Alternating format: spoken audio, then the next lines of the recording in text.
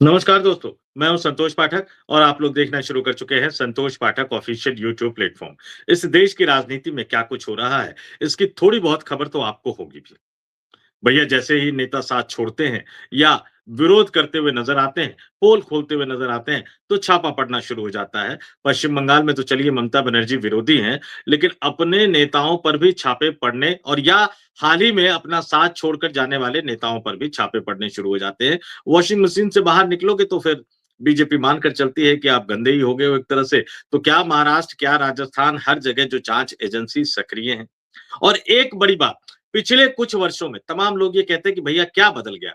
पिछले कुछ वर्षों में राजनीतिक परिवार एक-एक करके टूटते चले गए या यूँ कह दूँ कि एक-एक करके उनको तोड़ा गया। चाहे उत्तर प्रदेश में मुलायम सिंह यादव का परिवार हो, चाहे महाराष्ट्र में शरद पवार का परिवार हो, चाहे तेलंगाना में केसीआर का परिवार हो, इस देश में किसी भी राजनीतिक परिवार, किसी भी बड़े राज्य में उठा लीजिए, अगर वो बीजेपी का विरोधी रहा है, ताकतवर रहा है, तो उसमें कहीं न कहीं सेंध लगाई गई है। संयोग है, प्रयोग है, या साजिश है, ये आप भी जानते हैं, मैं भी जानता हूं, उसको दोहराने का कोई मतलब नहीं है। लेकिन इस देश के एक बड़े नेता ने, इस देश के एक बड़े परिवार के मुखिया ने, इस देश में क्रांति की धरती माने जाने वाले राज्य के एक बड़े नेता ने भारतीय जनता पार्टी, देश के प्रधानमंत्री नरेंद्र मोदी और गृह मंत्री अमित शाह की चाल को बेनकाब कर दिया है दोस्तों। जी हाँ, बड़ी चाल को बेनकाब कर दिया है। न केवल परिवार टूटने से बचाया, न केवल अपने दल के कार्यकर्ताओं को एक जोश भरने की कोशिश उन्होंने की, बल्कि वैकल्पिक राजनीति की उम्मीदों को भी उन्होंने जिंदा रख दिया है। आज की इस बड़ी स्टोरी को मैं आपके सामने लेकर आया हूं, लेकिन उससे पहले शुरुआत में एक अपील, एक आग्रह भी करना चाहूंगा दोस्तों। अगर आप नए दर्शक के तौर पर हमारे साथ जुड़ रहे हैं, तो हमारे इस यूट्यूब मंच को सब्सक्राइब जरूर कर लीजिए। नए पुराने दोनों दर्शकों से कहूंगा कि आप मेंबर के तौर पर चाहे तो हमें ज्वाइन भी कर सकते हैं, और सब्सक्राइब करें तो नोटिफिकेशन का बटन, बेल आइकन भी दबा दें ताकि तुरंत आपको नोटिफिकेशन मिल जाए। आजकल इस नोटिफिकेशन के पहुंचने में कई सारी दिक्कतें खड़ी हो रही हैं, पता नहीं खड़ी हो रही हैं कि दिक्कतें पैदा की जा रही है, मुझे पता नहीं। तो जब आप स्टोरी में जाएंगे तो पिन करके मैंने अपने व्हाट्सएप कम्युनिटी का भी एक लिंक रखा हुआ है। तो आप तमाम लोगों से भी आग्रह है कि उस व्हाट्सएप कम्युनिटी के लिंक पर भी जुड़ जाए, कि मान लीजिए कि अगर वहां किसी भी तरीके से अगर यूट्यूब पर आने वाले दिनों में कोई दिक्कत खड़ी होगी, तो फिर अगर हम कुछ नए मंच को शुरू करेंगे तो उसकी जानकारी तुरंत आपको अपने उस व्हाट्सएप कम्युनिटी, व्हाट्सएप परिवार में देंगे। और नोटिफिकेशन भी स्टोरी का मिलता रहेगा, तो आप उस पर भी जुड़ सकते हैं। हर तरह से हमारे साथ जुड़े रहिए, हमारे हौसले को बढ़ाते रहिए। और अब आते हैं आज की इस बड़ी स्टोरी पर। बिहार में विधानसभा चुनाव से पहले, कुछ महीने पहले, 8 महीने पहले, 25 मई को राष्ट्रीय जनता दल के राष्ट्रीय अध्यक्ष लालू यादव ने अपने बड़े बेटे तेज प्रताप यादव को पार्टी और परिवार दोनों से निकाल दिया था। और सिर्फ निकाला ही नहीं था, बल्कि उसकी सार्वजनिक घोषणा उन्होंने सोशल मीडिया पर, एक्स पर पोस्ट करते हुए कही थी। और क्यों कही थी? क्योंकि कुछ तस्वीरें वायरल हो गई थी तेज प्रताप यादव की, जो है एक लड़की के साथ, जिनका नाम अनुष्का यादव था। खुद तेज प्रताप यादव ने लिखा, कई सारी बातें कही, पहले लिखा, फिर डिलीट किया, फिर दोबारा उसको कहा। और इसको भारतीय जनता पार्टी के नेताओं ने एक बड़ा मुद्दा बनाने की कोशिश की। जाहिर तौर पर राष्ट्रीय जनता दल के अध्यक्ष के तौर पर लालू यादव को और मुख्यमंत्री पद के उम्मीदवार के तौर पर तेजस्वी यादव को लगा कि विधानसभा चुनाव में इसका नुकसान हो सकता है। तो 25 मई 2025 को लालू यादव ने सोशल मीडिया पर अनाउंस करके अपने बेटे को निकाल दिया। उसके बाद से तेज प्रताप यादव ने नया राजनीतिक दल बनाया, चुनाव में उतरे, बहुत पैसा भी खर्च किया, लेकिन जीत नहीं पाए। और उसके बाद जिस तरह से उनको सुरक्षा दी गई, जिस तरह से वो बीजेपी नेताओं के संपर्क में आए, जिस तरह से वो एनडीए गठबंधन के नेताओं के संपर्क में आते रहे, ये माना जा रहा था कि तेज प्रताप यादव बहुत जल्दी भारतीय जनता पार्टी का दामन थाम सकते हैं, एनडीए गठबंधन में शामिल हो सकते हैं। और अगर ऐसा होता तो निश्चित तौर पर लालू यादव के परिवार के लिए राजनीतिक तौर पर एक बड़ा झटका ये हो सकता था। और इसका नुकसान सिर्फ लालू यादव या राबड़ी देवी या तेजस्वी यादव को ही नहीं होता। सत्ता में हिस्सेदारी के लिए हंगामा खड़ा कर रहे, बोलकर रोहिणी आचार्य, बिना बोले मीसा भारती, या उनके और बच्चे लालू यादव के, उन सबको इसका नुकसान उठाना पड़ता। इस बीच में तेज प्रताप यादव ने एक नया बीड़ा उठा लिया।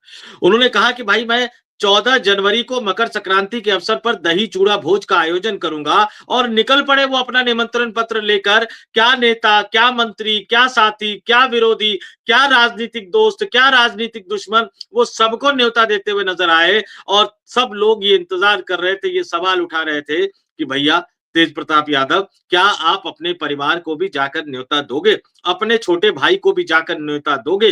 अपने माता पिता को भी बुलाओगे? ये सवाल लगातार उठ रहा था। और एक दिन पहले लोगों को इस सवाल का जवाब मिल गया, जब तेज प्रताप यादव खुद राबड़ी देवी के आवास 10 सर्कुलर रोड पर पहुंचे। लालू यादव को न्योता दिया, अपने पिता लालू यादव को न्योता दिया, अपनी माता राबड़ी देवी को न्योता दिया, अपने छोटे भाई तेजस्वी यादव को न्योता दिया, और तेजस्वी यादव की बेटी अपनी भतीजी कात्यायनी के साथ लाड़ प्यार के साथ खेलकर आशीर्वाद भी दिया, शुभ आशीर्वाद दिया। और जाहिर तौर पर वो तस्वीरें उन्होंने शेयर की अपने सोशल मीडिया अकाउंट पर। राजनीति अपनी जगह है, लेकिन जब आप परिवार से जुड़े मुद्दों पर बात करते हैं तो उन तस्वीर को आप देखिएगा, कितने मुस्कुराते हुए, खिलखिलाते हुए तेज प्रताप यादव जो है वो नजर आ रहे हैं। परिवार का टूटना निश्चित तौर पर हमेशा दुखदाई होता है। परिवार का एकजुट रहना अपने आप में एक बड़ी ताकत का पर्याय होता है। तो वहां जाकर उन्होंने न्योता दिया। उसके बाद से ये सवाल पूछा जा रहा था कि क्या लालू यादव वहां जाएंगे, तेज प्रताप यादव के घर, अपने बेटे के घर जाएंगे। ये पूछा जा रहा था कि राबड़ी देवी जाएंगी। ये भी कहा जा रहा था कि क्या तेजस्वी यादव जाएंगे। और तमाम ये समीक्षक ये मान रहे थे, ये खबर निकलकर सामने आ रही थी कि अगर यादव परिवार तेज प्रताप यादव के यहाँ मकर संक्रांति के अवसर पर दही चूड़ा के भोज के आयोजन पर नहीं जाता, तो वो तस्तरी में सजाकर अपने बड़े बेटे को नरेंद्र मोदी और अमित शाह को गिफ्ट कर देते। यानी यादव परिवार के तेज प्रताप यादव के घर पर नहीं जाने का मतलब होता कि एनडीए गठबंधन में तेज प्रताप यादव का शामिल होना लगभग लगभग तय हो जाता। ये बात तमाम राजनीतिक विश्लेषक मान रहे थे। और आज जो तस्वीरें आई उसने बता दिया कि चुनावी जीत हार तो अपनी जगह है, लेकिन क्यों लालू यादव को एक बड़ा नेता कहा जाता है, बिहार की राजनीति का एक बड़ा नेता कहा जाता है, क्योंकि लालू यादव पहुंच गए अपने बेटे तेज प्रताप यादव के आवास पर, दही चूड़ा के भोज में पहुंचे। भाई राज्यपाल आरिफ मोहम्मद खान साहब, लालू यादव, ये सब एक साथ बैठे हुए नजर आए। लालू यादव ने अपने बड़े बेटे को आशीर्वाद दिया। आशीर्वाद अपनी जगह है, लेकिन वहां पहुंचकर लालू यादव ने नरेंद्र मोदी, अमित शाह और भारतीय जनता पार्टी के एक बड़े राजनीतिक दांव को एक तरह से फेल कर दिया, विफल कर दिया। और तेज प्रताप यादव को यह भरोसा दे दिया कि भले ही भाई साथ हो या ना हो, लेकिन परिवार साथ है, परिवार का मुखिया साथ है, तो भारतीय जनता पार्टी का दामन थामने की जरूरत नहीं है। जिस भारतीय जनता पार्टी से लगातार लड़ते रहे, उस भारतीय जनता पार्टी के साथ जाने की जरूरत नहीं। सवाल लालू यादव से बहुत सारे पूछे गए। क्या बेटे से नाराज हैं आप?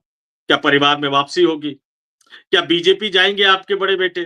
तो उन्होंने तमाम सवालों का जवाब दिया कि वो तेज प्रताप यादव से नाराज नहीं है।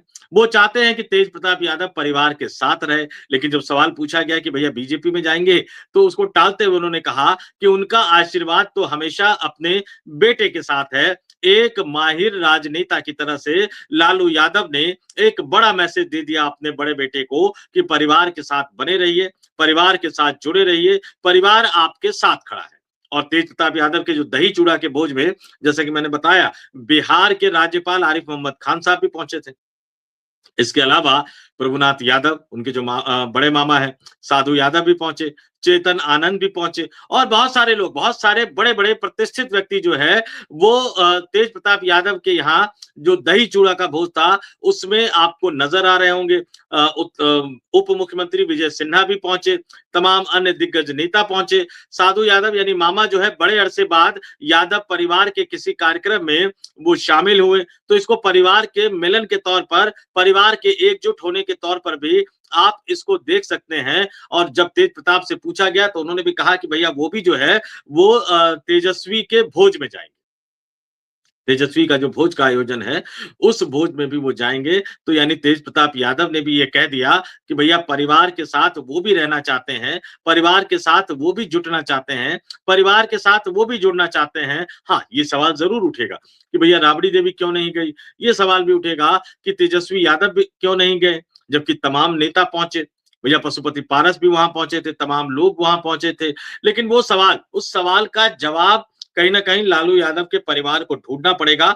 लेकिन लालू यादव ने स्वयं तेज प्रताप यादव के यहाँ आयोजित दही चूड़ा के भोज में जाकर एक बड़ा राजनीतिक मैसेज तो दे ही दिया है। लेकिन सवाल वही, इस राजनीतिक संदेशे को तेज प्रताप यादव कितना समझ पाते हैं, इस राजनीतिक संदेशे को तेजस्वी यादव कितना समझ पाते हैं। क्योंकि ये सवाल बार बार उठेगा कि परिवार को अगर एकजुट नहीं रख सकते तेजस्वी यादव, तो बिहार की जनता से किस मुंह से वो वोट मांगने जाएंगे।